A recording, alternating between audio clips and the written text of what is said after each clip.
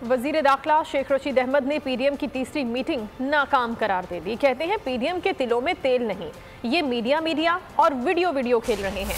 Opposition से train छूट चुकी है, एक्सप्रेस ट्रेन किसी का इंतजार नहीं करती। मीडिया से गुफ्तगू में वजीर दाखिला ने कहा कि चीनी की कीमत कम हो गई है, दाल, घी और आटे की कीमत का मसला है।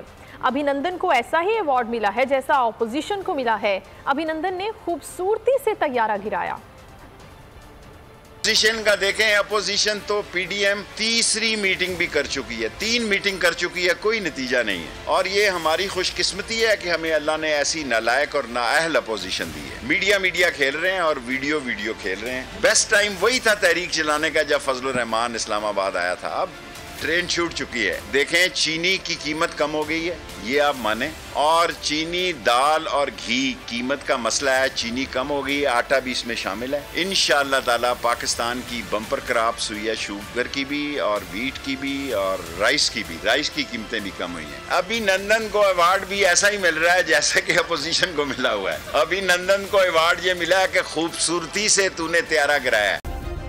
सब्सक्राइब करें और बेल दबाएं ताकि कोई खबर रह न जाए।